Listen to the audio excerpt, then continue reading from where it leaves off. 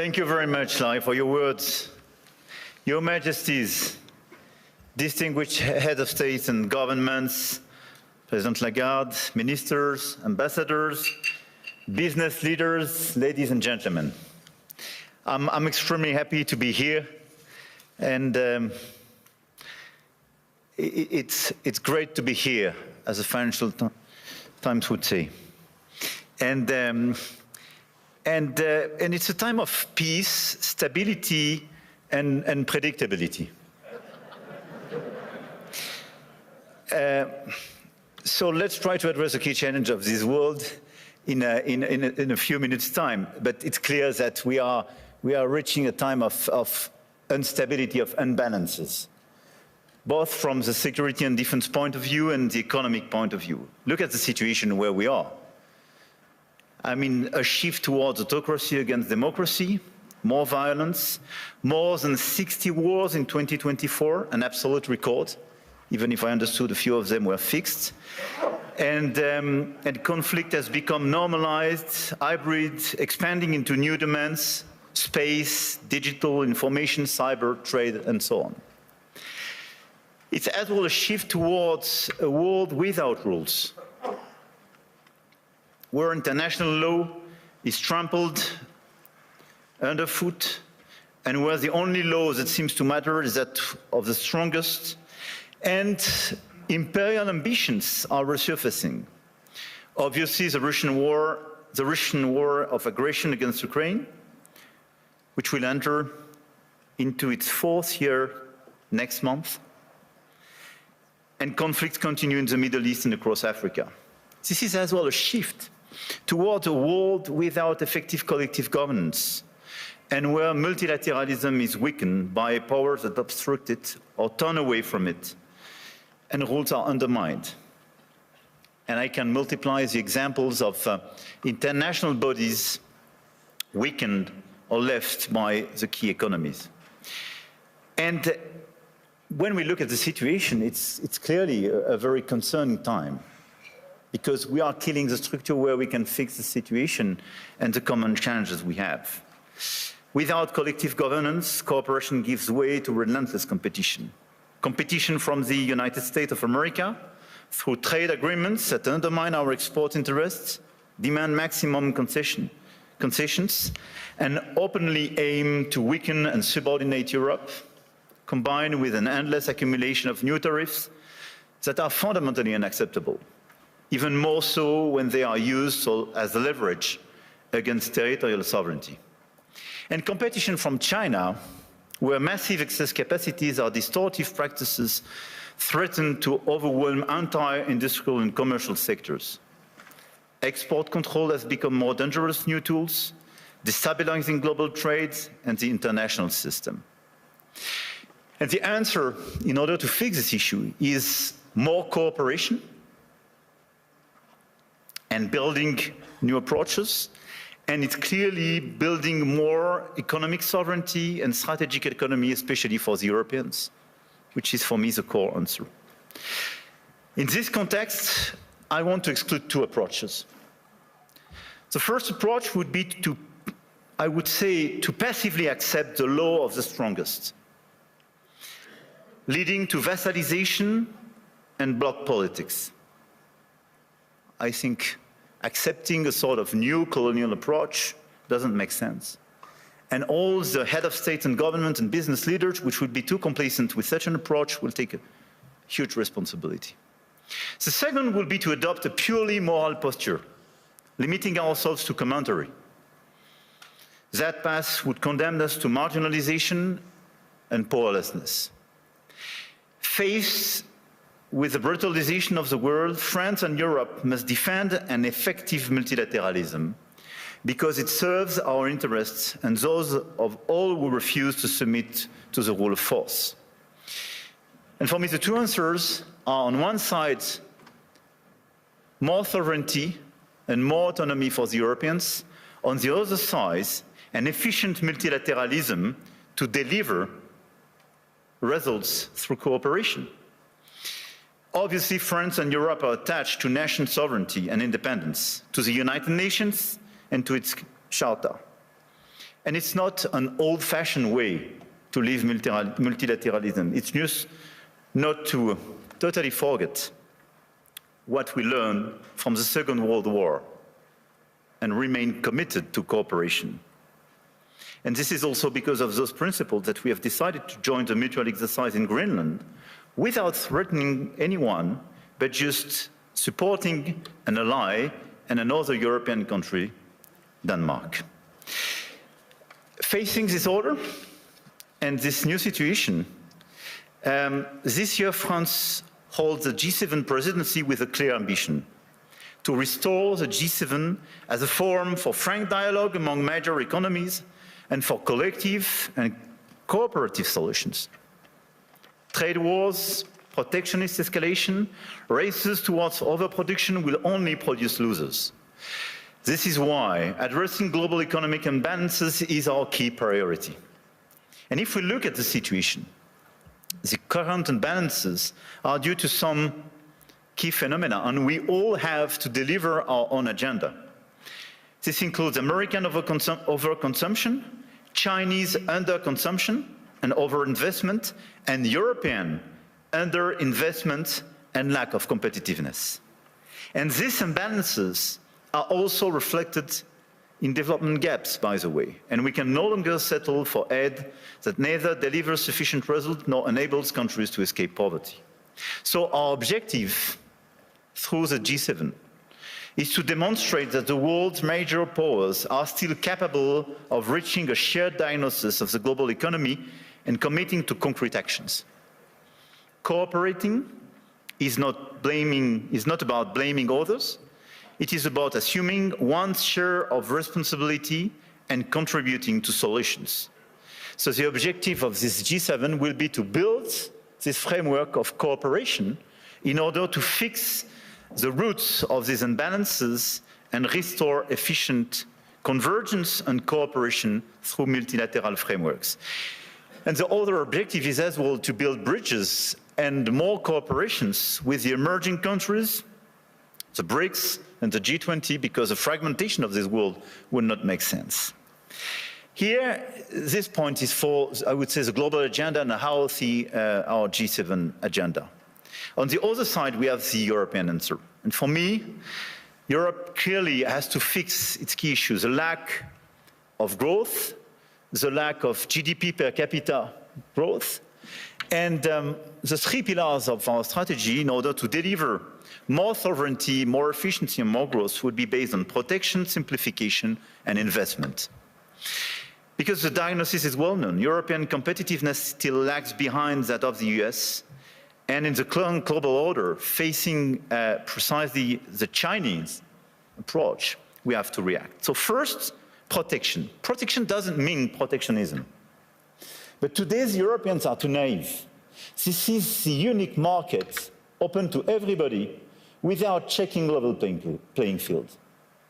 Nobody can access the Chinese market as people are accessing the European market for sure. But even if you take the US and a lot of other countries, the level of protection does exist for investment and trade. And the Europeans are the only one not to protect their own companies and their own markets when the other countries doesn't respect level playing field. This is why we have to be much more realistic if we want to protect our chemical industry, our industry, from the automotive sectors to a lot of others, because they are being literally killed by the lack of respect of a normal framework and level playing field. Europe has very strong tools now, and we have to use them when we are not respected and when the rules of the game are not respected, by the way. The anti-coercion mechanism is a powerful instrument, and we should not hesitate to deploy it in today's tough environment. We must also advance the principle of European preference. There is a North American preference in your market. There is no European preference today. We are progressively creating it, and in the latest documents and decisions taken by the decisions we do have the first examples of that, but this is extremely good. And we are currently aligning closely with Germany to deliver an ambitious and simple framework. And this is a decisive project, and I count on the European Commission to present a proposal as well by early 2026 with the highest possible level of ambition in order to deliver, I would say, across the different sectors, the principle of European preference. This is a necessity. We must act on imports as well regarding this protection issue. And in the context of escalating trade tensions and Asian overcapacities, Europe must strengthen its trade defense instruments, including mirror measures to enforce regulatory standards, and we must improve the quality and added value of foreign direct investments, targeting projects with strong export potential. And this is core for the rebalancing with China. China is welcome, but what we need is more Chinese foreign direct investment in Europe, in some key sectors to contribute to our growth, to transfer some technologies, and not just to export towards Europe some devices or products which sometimes don't have the same standards or are much more subsidized as the one being produced in Europe. It's not being protectionist, it's just restoring this level playing field and protecting our industry. So from safeguard clauses to mirror clauses to European preferences and incentives for more FDIs, this strategy is absolutely key. And in parallel, protecting our economies will also require a resilient strategy on both imports and exports to de-risk supply chains, particularly for raw materials, rare earths, semiconductors, chips, and to diversify our trade partners. The second pillar of the European economy and the European strategy should be simplification. And when I speak about simplification, we started with CSRD, CSDDD, and we have to do much more on different sectors, and we did it during the past few weeks on automotive, and we have to do it on chemical, digital, AI, banking, and so on. And the core of this simplification is sometimes to get rid of some recent regulations when they desynchronize in a certain way the European Union in comparison with the rest of the world. But we have as well to accelerate the deepening of the single market. On all these sectors, the 450 million inhabitants and consumers market should be the domestic market of all the EU companies. It's not yet the case as long as you have complexities.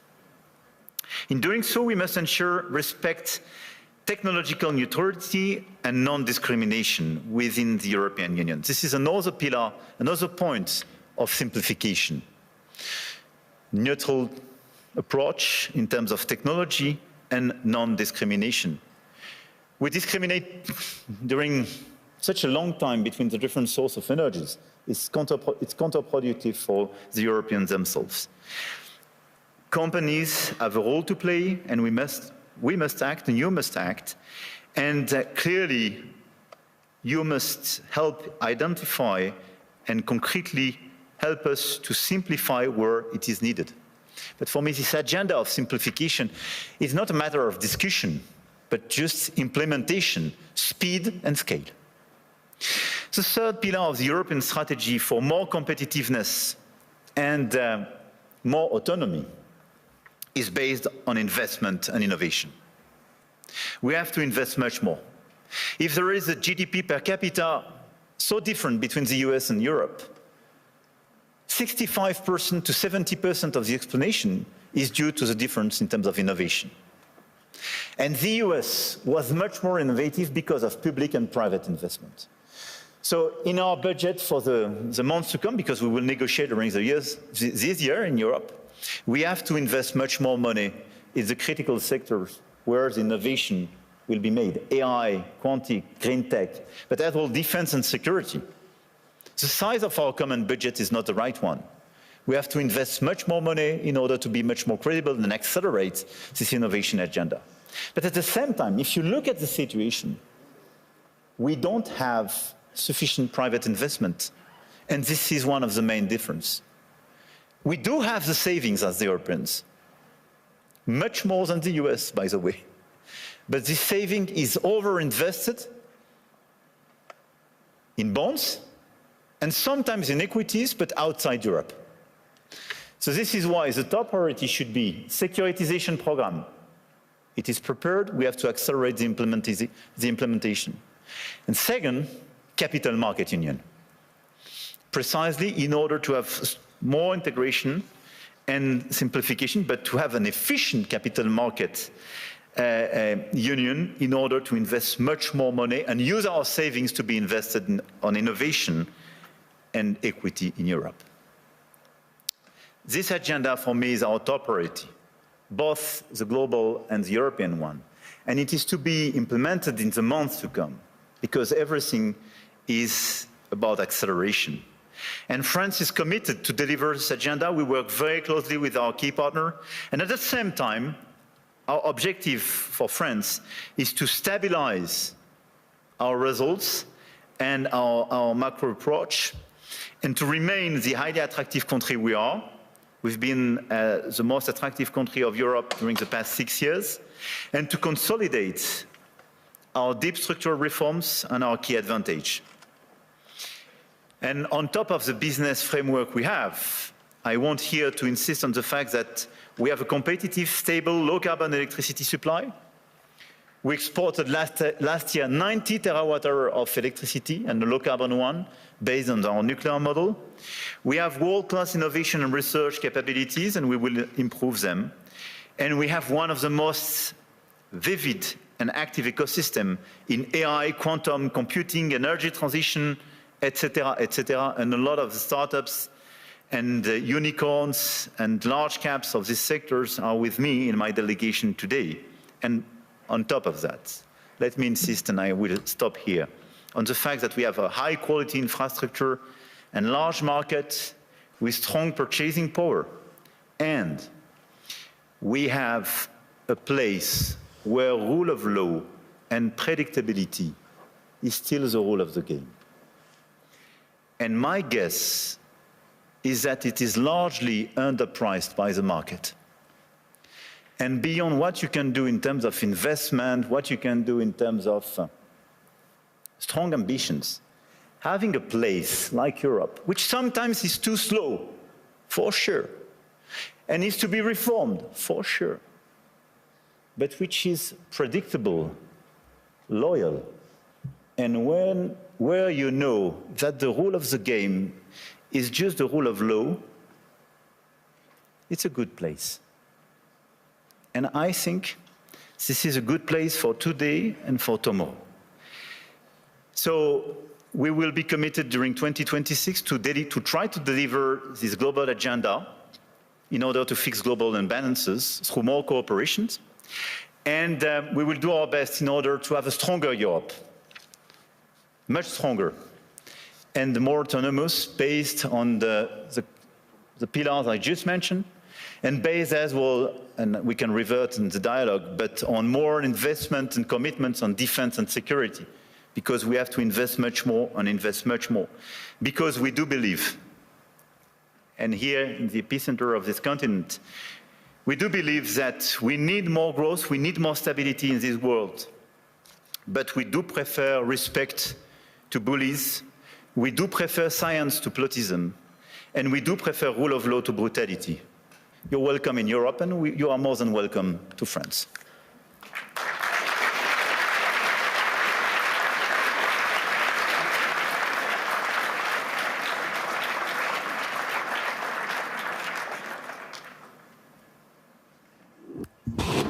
President, what I'd really like to ask you is, how's your last few days been? But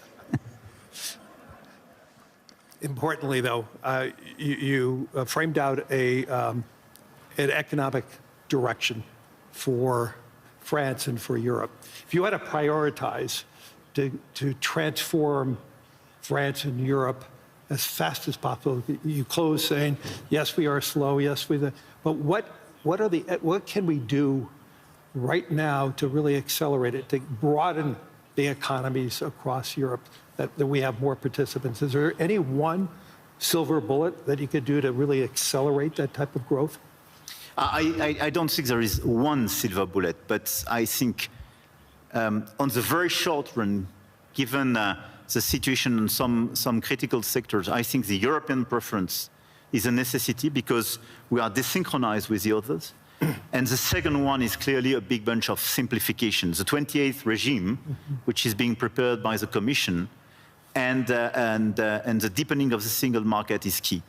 And this is why I insisted on capital market union. I think if we deliver European preference and capital market union, here are two game changers. Well, you know, I've been talking about the capital market union in Europe as one of the major hindrances compared to the US.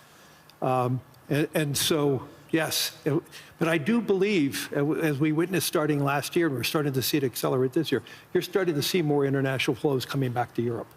And so that is beginning, and so I do believe that will accelerate. But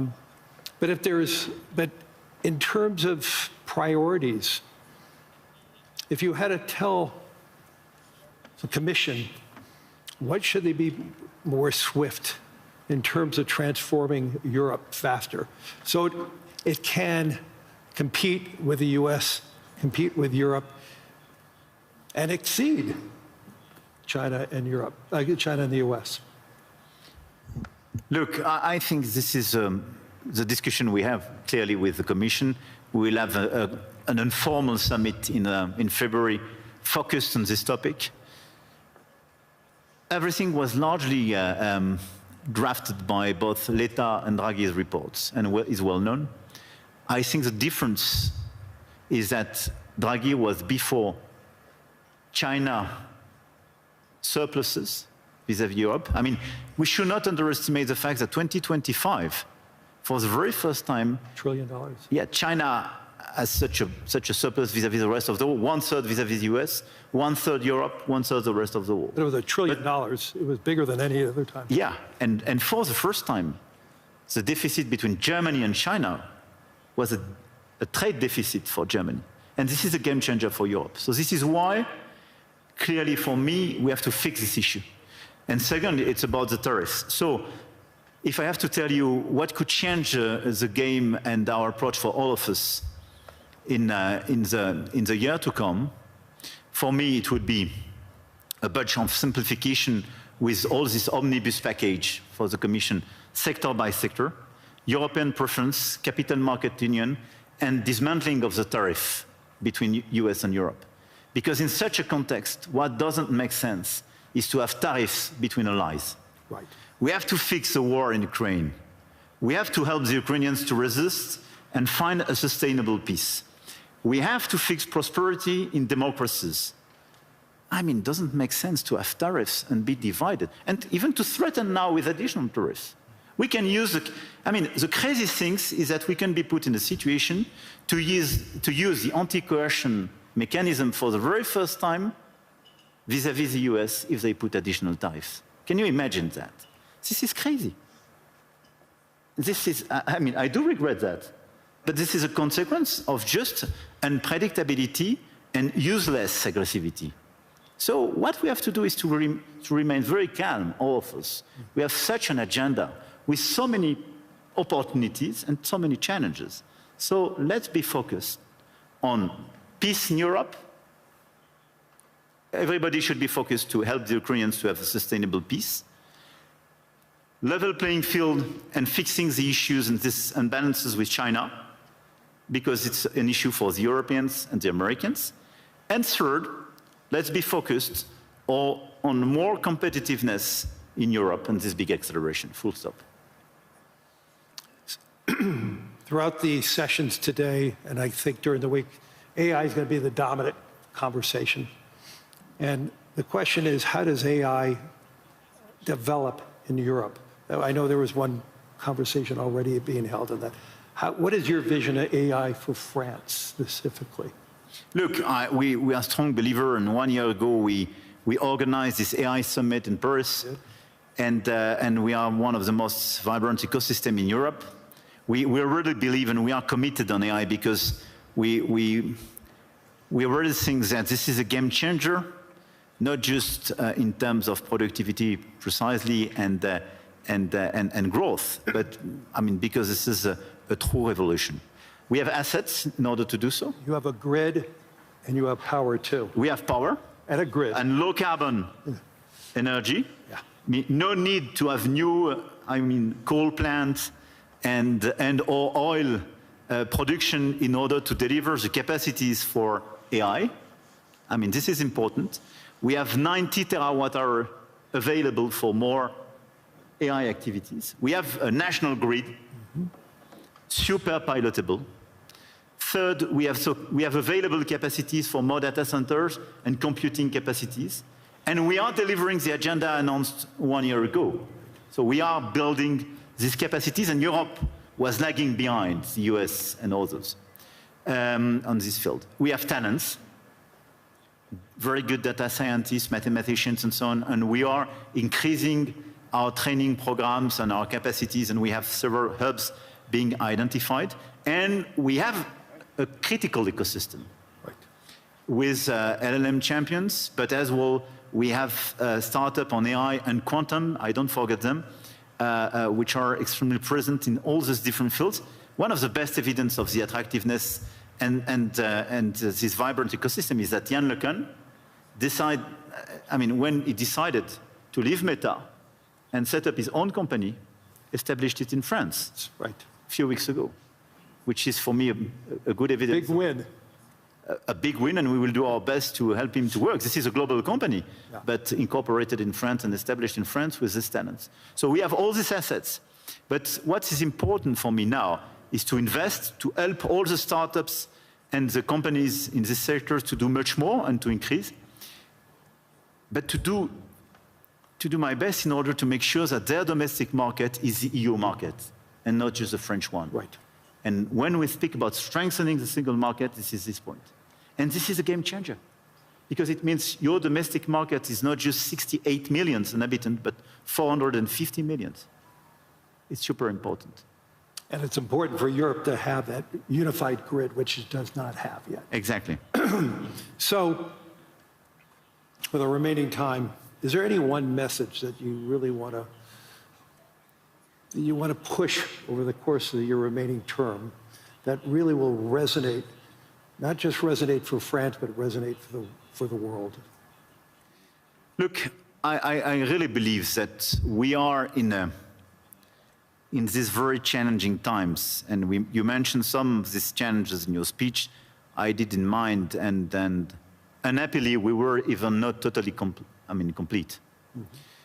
And at the same time, we see the level of investment in this world, in the current environment, and the ongoing revolution. This level of investment has no comparison with what happened during the past years, not to say decades. So my main message would be, let's not be shy. Let's not be divided. Let's not accept a global order which will be decided by those who claim to have I would say, the bigger voice or the bigger stick or the bigger one, I don't know. But let's focus on just common interests and common challenges. We know what we have to fix: growth, peace, climate. And we should not forget climate in this current agenda. We want peace, we want growth, we want climate. And investment, innovation, everything should be dedicated to fix these three issues. And in order to fix these three issues, let's focus on the key investments, the key innovation, but our ability to cooperate as well. And let's be clear, Davos was founded for restoring a global discussion, having a global discussion between business leaders, but as well governments and so on. A global discussion is a discussion where everybody is respected and where you provide an improvement and a way forward for every place and every people in this world. This is the only way to make it sustainable. And I think this is the right way to do. And even if this is less present in the global debate today, we should focus much more on this approach. more cooperation, and let's focus on our key challenge to deliver peace, prosperity, and decarbonization of our economies for our fellow citizens. This is our duty. As business leaders, as head of states and governments, and we have everything in order to deliver this agenda. Just let's be coordinated. Let's not waste time with crazy ideas. Let's not open Pandora box or new topics. And it's not a time for new imperialism or new colonialism.